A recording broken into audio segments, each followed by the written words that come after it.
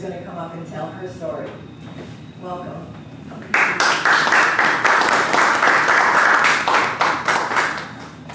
Hi, everyone. Thank you for having me today. I'm Teresa Hancock. I'm actually originally from a very small town in Montana. So it's called Eureka. It's right up in the northwest corner of Montana. So I moved to Philadelphia when I was 19. I did not grow up with any type of spiritual background at all. And I didn't believe, but I didn't know. And I'm the type of person that if I don't experience something, I don't believe it.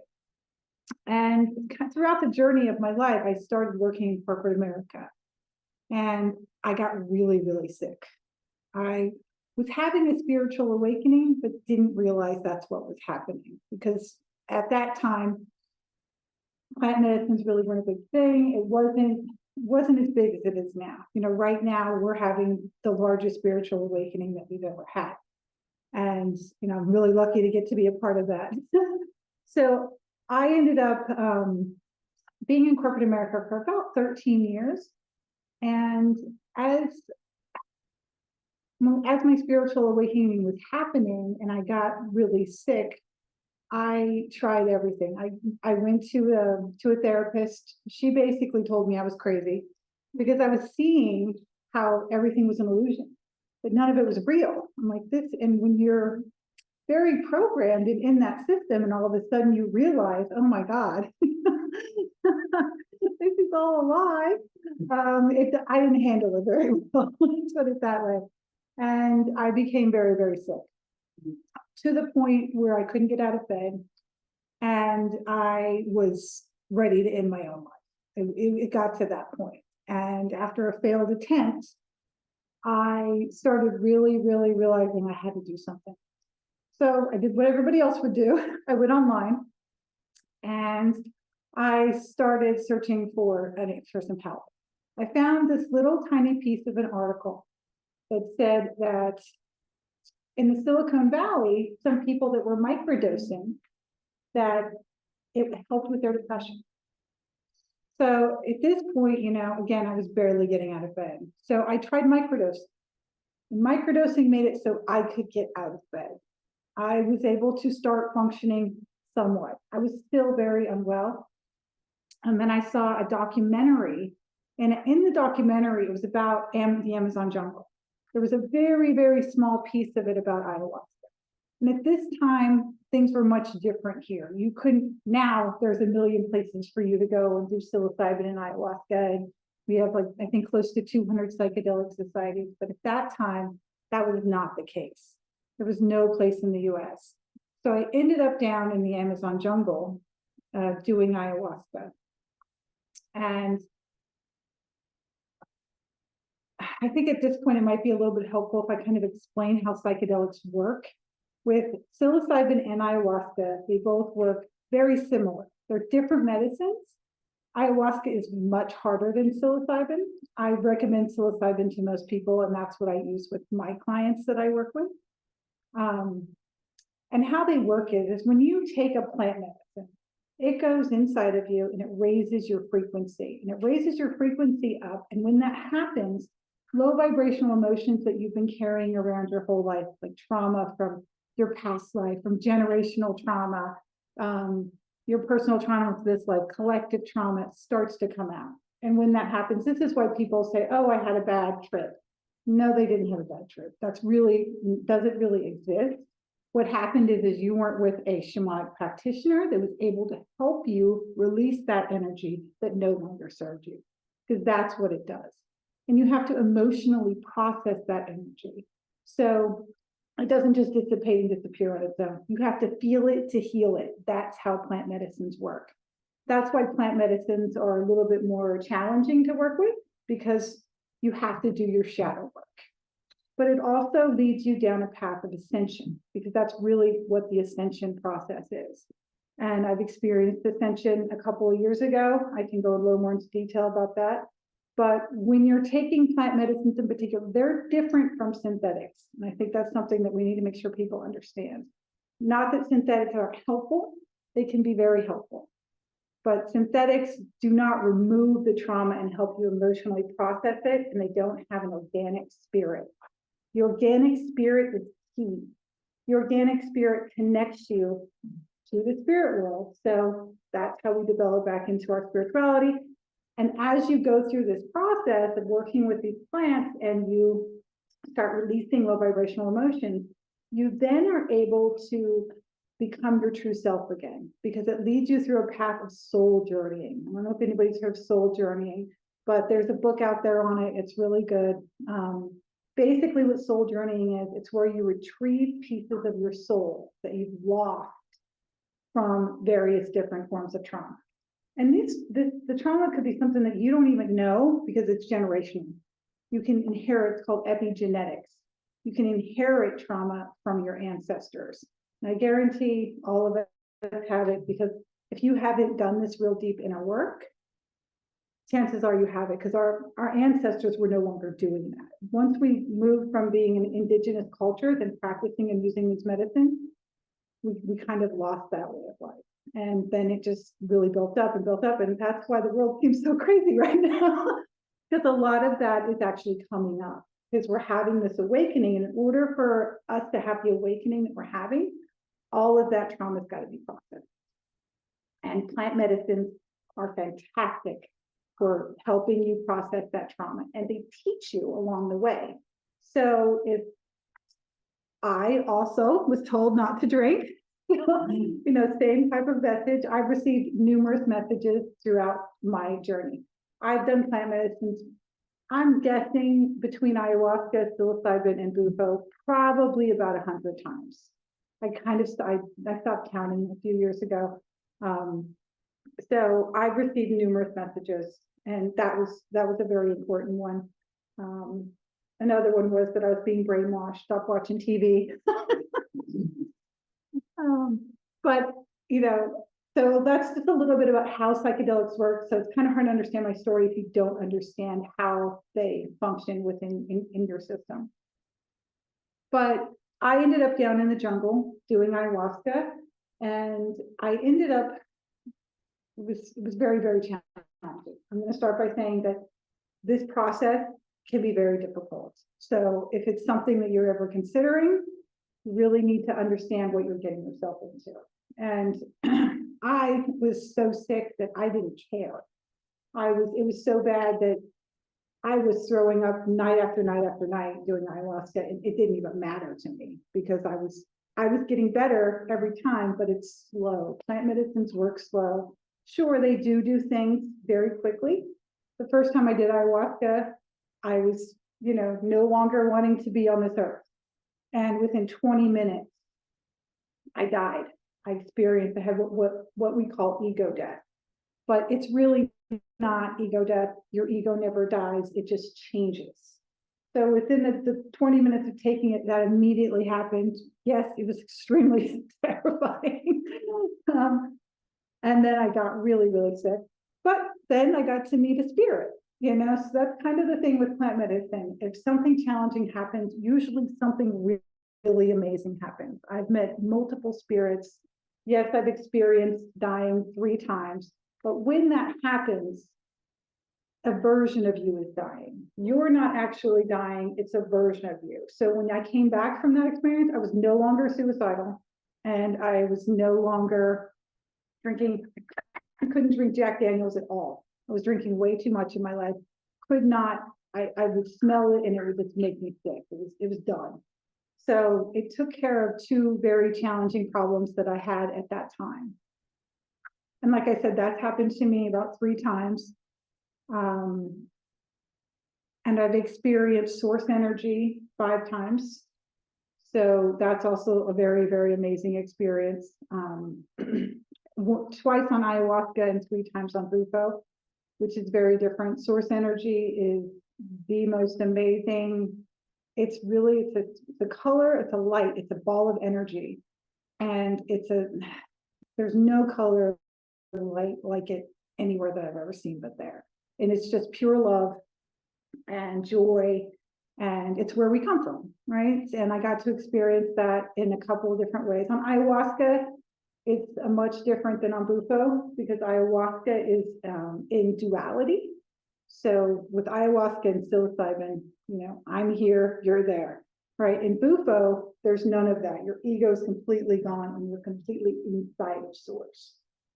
So it's a much different experience. It's pretty amazing on Bufo.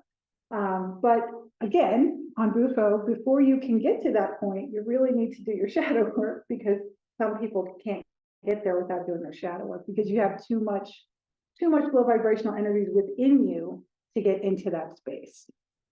With ayahuasca, it's a bit different. Very, very rare to be able to access it on ayahuasca, but for some reason it happened to me right at the beginning twice. It was to heal me because right after it happened, I came back here and started the psychedelic facilitator program through the Philadelphia Psychedelic Society. So I immediately started helping people in my community because what we had was a situation where people couldn't find facilitators. People were really needing help and they were wanting to do high dose sessions on their own. So I created a website and a program, and that ended up turning into my career, which I did not plan. It was not part of the 5-year plan, but that's what happened. But anyway, back to source. So source energy, like I said, I've experienced that 5 times. And I experienced ascension, as I referred to earlier, a few times. Now, with all of the experiences that I've had, and I obviously can't go into all of the amazing detail of each one, but what happened during that process was I was taken through basically experiencing truths, because that's what plant medicines do. They show you truths. And my truth was that I had a severe abandonment issue, and the plants showed me that, and they healed it. And once the abandonment was gone, I actually remember the moment and felt the moment and know when it left my body. And I could feel it literally come out of me. My shaman was singing to me and he sung it out. Once that was gone, I came back to my life and realized that I had been surrounded by narcissists my whole life that were just destroying my life. And I couldn't see it because I was born into it. It was just something that I thought was normal. So, I lost my boyfriend, my best friend, literally tons of people in my life at that, most of my family. So yeah, that wasn't really an unfortunate thing. But it helped me see that. It was not easy to see that. So something to understand about these medicines is you have to be able to be open to seeing whatever it's trying to show you and to making the changes in your life. If it gives you a message and you don't do it,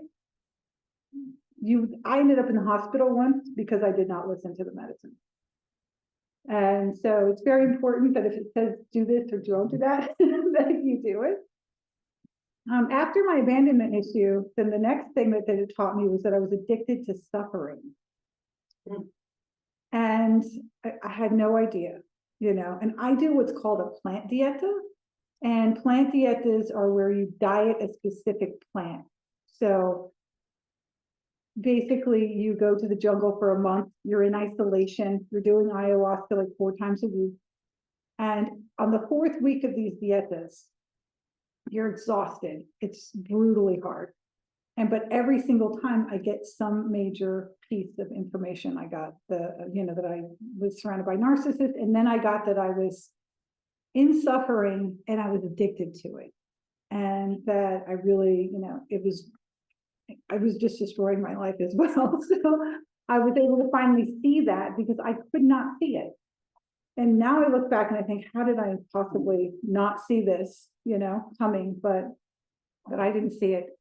So those 2 things, once I was able to integrate those into my life and remove the individuals and the things that were causing my suffering and, causing me to be miserable was really, really challenging. So it takes time. Plant medicine, again, it works slowly.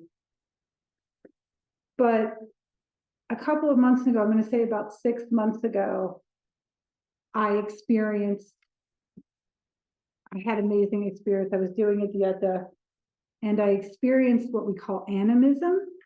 And for those of you that don't know what animism is, it is where everything has consciousness. So, and spirit. And I'd heard of this from indigenous cultures, that this was, possibly something that was true. I don't believe things unless I see it. So it led me to believing in animism, and I didn't even know animism was an actual belief or, type of system. It just started playing on YouTube about a couple weeks ago. And I was like, oh, that's what happened. Basically, everything came to life. I could feel all these spirits around me. And it was like, welcome home, you're back. It was like I'd been gone on this long trip and I had been back. But the walls, the bed, everything in the room had consciousness and was alive and was spirit. And I could feel it. I was directly connected with it. So that's how plant medicine's really where it brought me to my spirituality. I mean, I didn't have any form of religion, like I said before, at all, until I started using plant medicines. And it's kind of hard not to when you're using plant medicines, because that's what they do. They lead you back to your true self. They lead you to your spirit. Of course, they put you through some work. You have to get yourself out of suffering. I call it the walk out of suffering, because as you're doing plant medicine, when you're emotionally processing the suffering that you have within you, whatever it might be for everyone, you're walking your way out of suffering and you're ascending at the same time. So it's a process of exiting suffering, we'll call it, and the process of ascension.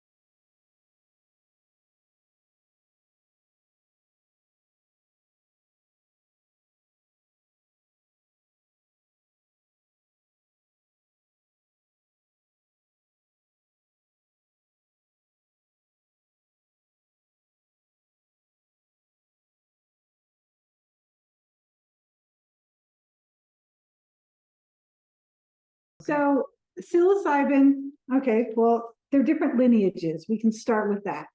Psilocybin is the mushroom lineage. Ayahuasca is the plants. And bufo is the toad. So they do different things. Psilocybin and ayahuasca are for doing your shadow work. And and bufo is for unity consciousness. So like I said, I experienced, I was in it. I was source energy, right? And when you get down to psilocybin and ayahuasca, really the biggest difference between the two of those is so ayahuasca, the earth actually tells us this. If you look at where you can only find ayahuasca in the Amazon jungle. You can find mushrooms all over the planet. Ayahuasca is really meant for shamans. Because it used to be, before ayahuasca became an industry, that you would go down to the Amazon jungle and the shaman would take the ayahuasca and just sing the Icaros to you, right? So now that it's become an industry, it's being used in ways that it really should not. I personally don't work with people with it because most people can't handle it. They don't like it. Ayahuasca is the most challenging one out of all of them. Bufo is more powerful, but ayahuasca is way harder because you have a lot of purging. It's just, ayahuasca is very difficult. As for psilocybin does the same thing as ayahuasca, but it's slower, right? Because with ayahuasca and you're doing all that purging, you're getting rid of all of your trauma. So you're ascending quickly. Psilocybin will do the same thing. It just does it more slowly. And it's a lot better for most people because ayahuasca can drastically change your life like that. It did mine. And I've seen it do it to other people. So, with psilocybin, they call it psilocybin with children. And it's a little bit, it's not as physically challenging, right? You don't get as sick. Not that you don't get sick on it, because you can. I have many times, but most people don't. And it's a little bit easier way to do your shadow work. With ayahuasca, you're traveling into deeper spaces and deeper dimensions that if you don't have the right energy body, you can get traumatized very easily. And a lot of people get traumatized on ayahuasca. Is LSD close to one of these or same as? No, LSD is different. So with bufo, ayahuasca, and psilocybin, they're a traveling medicine where you're going internal and you're going somewhere else. That's how you heal yourself. LSD can be great medicine. It's great for learning. If you want to learn a language, have a hit of LSD and go and listen to it and do Duolingo, whatever it's called. And I've heard of people learning languages very quickly with it because it's mind-based, not heart-based. Plant medicines are heart-based. I see. Synthetics are more mind-based. That's why I say that plant medicines heal you in a different way because they help you heal the actual energy of the trauma that's stored. I see. That's where most synthetics, they're having you think about it, right? It's like a really good therapy. They can be very, very healing in their own way. They can be great for integration. Okay. So after you have a huge plant medicine experience, you can do something like MDMA. MDMA is really, really good for that. It's really good for, and I see a lot of people that actually use LSD for just enjoying life. Mm-hmm. I can't do it anymore. Once you've done a lot of plant medicine and you raise your frequency to a certain point, you really can't do synthetics because they're a lower vibration. So okay. I used to have great fun at music festivals with it though. So